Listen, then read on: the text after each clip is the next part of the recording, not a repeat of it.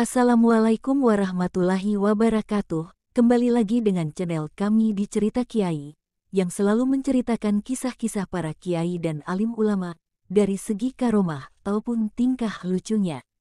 Oke, jangan lama-lama, kali ini kami akan menyuguhkan kisah lucu zaman Nabi, di mana pada zaman Nabi ada seseorang yang tingkahnya bikin geleng-geleng kepala.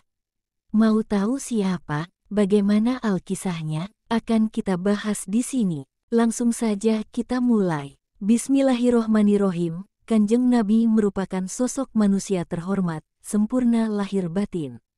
Meskipun demikian, bukan berarti Nabi melangit dengan bekal wahyu dan pangkat kenabiannya. Nabi justru makin membumi. Dan tetap menjaga kedekatan dengan para sahabatnya. Karena kedekatan itulah, Nabi biasa bercanda dan mencandai, bahkan tak jarang menjadi sasaran iseng atau dikerjai salah satu sahabatnya. Loh, memang boleh Nabi dikerjai? Bukannya gak sopan gitu? Sebagai utusan Tuhan, Nabi tidak pernah kehilangan sisi kemanusiaannya.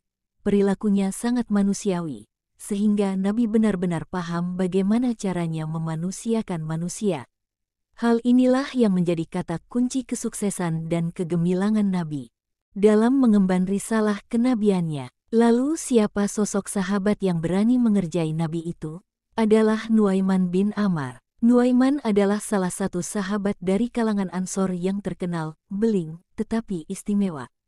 Karena menjadi bagian dari Ahlul Badar, pernah mengikuti Perang Badar. Pada awal-awal masuk Islam, Nuaiman belum bisa meninggalkan kebiasaannya mabuk dan minum khamar. Tetapi di satu sisi ia juga sangat mencintai Nabi dan tidak bisa jauh-jauh dari Nabi. Akhirnya, Nuaiman memilih mabuk di dekat Nabi. Nah, beling banget, bukan? Cerita nakal Nuaiman berlanjut, yaitu ketika Nuaiman melihat penjual madu yang letih kepanasan setelah berkeliling menjajakan madunya di Madinah. Seharian berkeliling, tak satu pun madunya terjual. Nuaiman menjumpai penjual madu itu dan mengajaknya menuju rumah Kanjeng Nabi. "Berikanlah madu itu kepada Rasulullah," kata Nuaiman. Kepada penjual madu, Nuaiman berkata, "Aku akan pergi karena masih ada urusan. Sebentar lagi penghuni rumah itu akan keluar dan membayar kepadamu harga madu itu." Sang penjual madu cukup lama menunggu, tapi tak satu pun yang keluar dari rumah itu. Maka, ia beranjak mendekat dan mengetuk pintu. "Wahai penghuni rumah, ada hadiah madu untukmu. Tetapi sekalian bayarlah pula harga madu itu." Kanjeng Nabi SAW di dalam rumah terhenyak, tetapi segera menyadari bahwa sedang dikerjai Nuaiman. Tanpa berkata apapun, Rasulullah SAW menemui penjual madu dan membayarnya. Saat bertemu di kemudian hari, Nabi mengkonfirmasi kejadian itu pada Nuaiman. Lalu Nuaiman menjawab, "Ya Rasulullah, aku tahu engkau suka sekali menikmati madu. Tapi aku tidak punya uang untuk membeli dan menghadiahkan kepadamu. Maka, aku mengantarkan saja kepadamu dan semoga aku mendapat taufik dan hidayah menuju kebaikan." Nabi terbahak mendengar penjelasan Nuaiman dengan ekspresi lugu seolah tidak bersalah. Jika Nabi saja berani dikerjai oleh Nuaiman, maka perilaku iseng Nuaiman terhadap orang lain justru lebih parah. Di waktu lain, yang menjadi sasaran iseng adalah sahabat Abdullah bin Ummi Maktum, tukang azan selain Bilal bin Rabah.